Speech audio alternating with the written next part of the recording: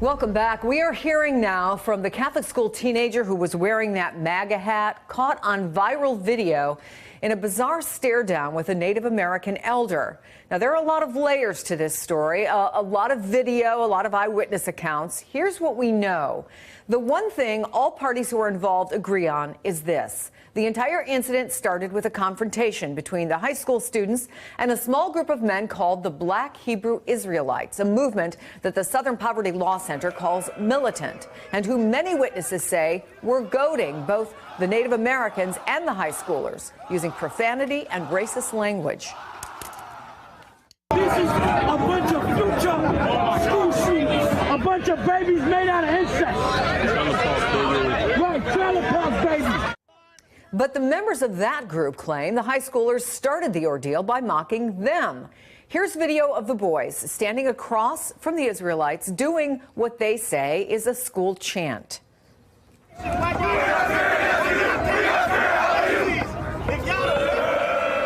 The students say they were actually chanting to drown out the men's insults. What's not confirmed is who did what first, but this is what Nathan Phillips, a Native American elder, this is where the Native American elder comes in. He was coming from an Indigenous Peoples March, and he can be seen walking between the students and the protesters.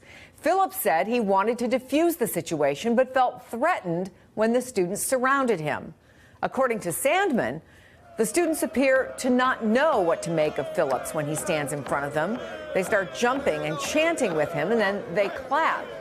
Phillips then comes face to face with 16-year-old high school student Nick Sandman. The video shows him staring at Phillips for several minutes, smiling at first, but that fades at around the 2-minute mark. Now, while Sandman has been the face of this controversy and the target of a lot of criticism online, we shouldn't lose sight of the actions of his classmates. There's video of some of them who appear to be doing what's called a tomahawk chop as Philip bangs his drum. There's also a lot of laughing and more school chanting. For the most part, there's no sign of any adult chaperones for the boys until the end of the video, when a woman is seen telling them to gather for a picture. She's confronted by people in the crowd.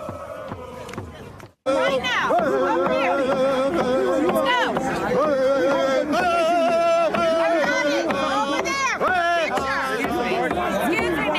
Ma'am. Go get her. Go get her. Ma'am. We had a demonstration here, and then you come here and you do this. All right? And are you responsible? I am responsible for myself and my life, and I live a very good life. Now, 5 days after the incident, in an NBC News exclusive interview with Today's Savannah Guthrie, Sandman says he wishes that he just walked away, but doesn't think he owes anyone an apology. Do you see your own fault in any way? As far as standing there, I had every right to do so. My position is that I was not disrespectful to Mr. Phillips. I respect him. I'd like to talk to him. I mean, in hindsight, I wish we could have walked away and avoided the whole thing. But I can't say that I'm sorry for listening to him and standing there. Tribal elder Nathan Phillips has told the Today Show the students should face some consequences. Instead of being expelled, that the students should go through some kind of sensitivity training. That they should cultural education of some kind, and if they don't, then don't graduate.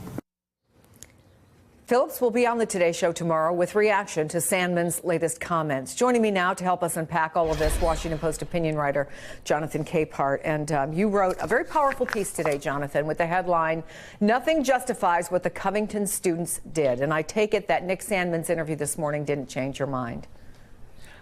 No, it didn't, because at the very end, after walking readers through various videos that I had watched, including one that was put out there an hour and 46 minutes long, taped by the Black Hebrew Israelites, the ultimate point I was making was respect for your elders was something that was drummed into me at home by relatives, by the nuns at the Catholic school I went to during my elementary years, and that a child and an adult are not on the same field. They're not on the equal playing ground. And my upbringing would inform me that if Nathan Phillips had walked up to me as a child, I would know it was my responsibility and duty to move out of the way, because this is someone who is older than me and I'm supposed to accord respect to my elders. And so that's what has bothered me through this entire situation, and even more so after Savannah Guthrie's interview with Nick Sandmann, because when she gave him the opportunity to just say, "I'm sorry, I should have moved out of the way," not I regret not, I wish we could have turned away, but just saying, you know what, I'm sorry, he didn't do that. Instead, from my perspective, what I got was a very lawyerly answer from a teenager, when I would expect that kind of response from an adult. Yeah, in your column, you quote Kyle Smith of the National Review, who wrote this.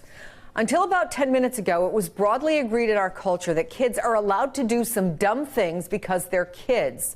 Should these kids' lives be ruined because some of them responded to obnoxious provocation by being a bit rude themselves? And look, you know, he's not alone in expressing that opinion. Sure. Let's assume Sandmann was caught in the middle of a crazy situation and he, as he told Savannah, look, I can't say I'm being disrespectful. I respect him. I'd like to talk to him. I mean, what is your response to people who say, you know what, a lot is being made of kids doing something dumb? Okay, I have several responses. And that particular piece that you read really irked me, because that kind of response only works if the kids in question are white. Jordan Davis would still be alive. He was shot and killed when he was 17 because his music was too loud. Tamir Rice would still be alive, but he was shot and killed at 12 years old because he was playing with a toy gun in a city park, like most kids should be able to do. And then you have Dajaria Becton, who she was 15. She's in a bikini and was manhandled by Texas police when she was at a Texas pool party. All of those situations would fall into what the writer mentions, but instead 2 are dead and 1 was manhandled. And when it comes to the situation that Nick Sandmann found himself in, I come back to this key question.